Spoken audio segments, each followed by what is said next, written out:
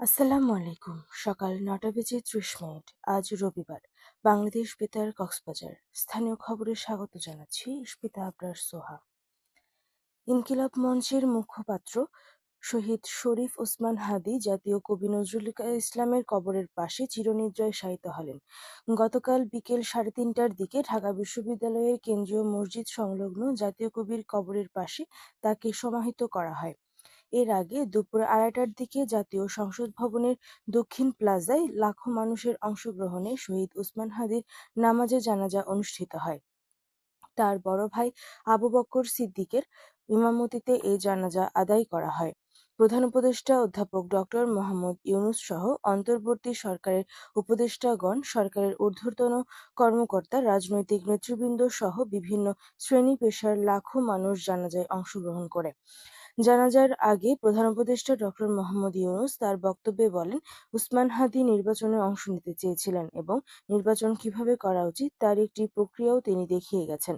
তিনি আরো বলেন, হাদী কোথাও হারিয়ে যাবে না, তাকে কেউ কোনোদিন ভুলতে পারবে না। ইনকিলাব মঞ্চের আহ্বায়ক ও জুলাই গণঅভ্যুত্থানের অন্যতম সংগঠক শরীফ ওসমান হাদীর গায়েবানা জানাজা পর্যটন নগরী কক্সবাজারে অনুষ্ঠিত হয়েছে।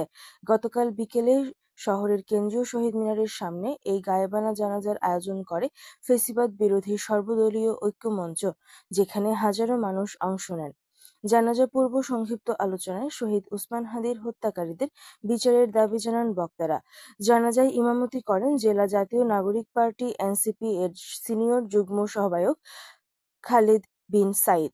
এছাড়া উখিয়া কেন্দ্রীয় শহীদ মিনার সহ জেলার ঈদগাঁও, চকরিয়া সদর উপজেলার বিভিন্ন স্থানে হাদীর গায়েবানা জানাজা অনুষ্ঠিত হয়েছে। এদিকে শহীদ ওসমান হাদীর স্মরণে রাষ্ট্রীয় শোক দিবসে কক্সবাজার প্রেস ক্লাবের আয়োজনে শোকসভা অনুষ্ঠিত হয়েছে।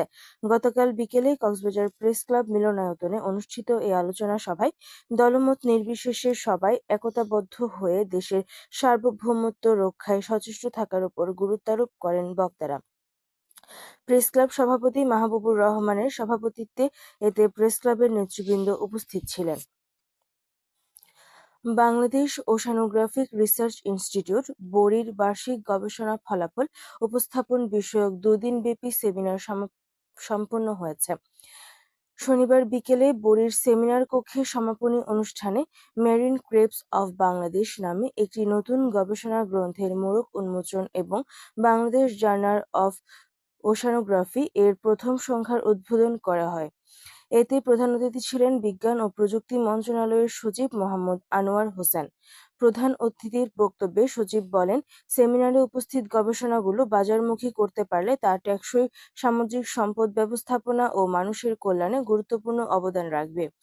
বরি এর মহাপরিচালক কমডোর মোহাম্মদ মিনারুল হকের সভাপতিত্বে এতে বাংলাদেশ ইউনিভার্সিটি অফ প্রফেশনাল এর সাবেক প্রো-ভিসি অধ্যাপক ডক্টর খন্দকার মোকাদ্দম হোসেন বক্তব্য রাখেন।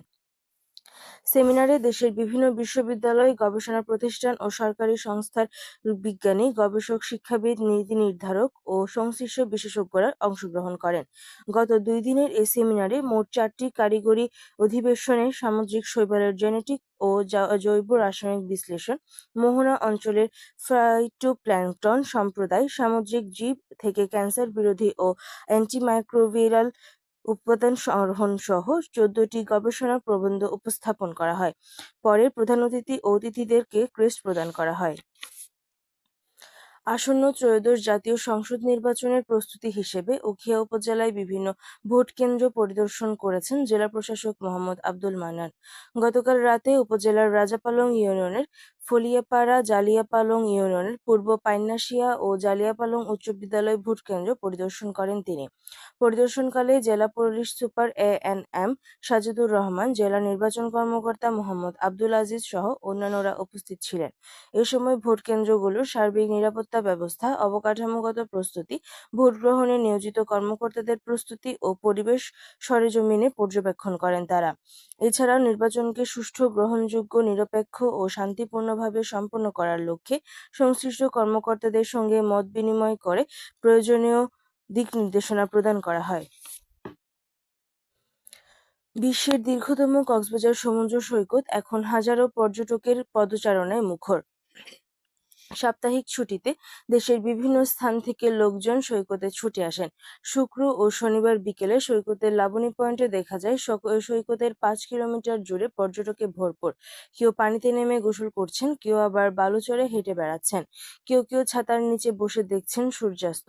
পর্যটকেরা সৈকত ভ্রমণের পাশাপাশি পাথুরে সৈকত, ইনানি, হিমছড়ির পাহাড়ি ঝর্ণা, টেকনাফের মাথিনকূপ, সেন্ট মার্টিন, দোলহা জারা সাফারি পার্ক সহ বিভিন্ন দর্শনীয় স্থান ভ্রমণ করছেন। পর্যটকের ভিড়ে জমে উঠেছে পর্যটন কেন্দ্রিক ব্যবসাও, জানিয়েছেন পর্যটন সংশ্লিষ্ট ব্যবসায়ী আব্দুর রহমান। পর্যটকের সার্বিক নিরাপত্তা প্রশাসন ও আইন শৃঙ্খলা বাহিনী তৎপর রয়েছে বলে জানিয়েছেন জেলা প্রশাসক মোহাম্মদ আব্দুল মান্নান। আবহাওয়া এখন জানিয়ে দিচ্ছি বাঁকখালী নদীর মোহনা ও সংলগ্ন এলাকার সামুদ্রিক জোয়ার ভাটার সময়সূচি। আজ ভাটা শুরু হবে বেলা 11টা 6 মিনিটে, চলবে বিকাল 5টা 14 মিনিট পর্যন্ত। খবর শেষ হলো। আমাদের পরবর্তী খবর প্রচারিত হবে আজ দুপুর 2টা বেজে 30 মিনিটে।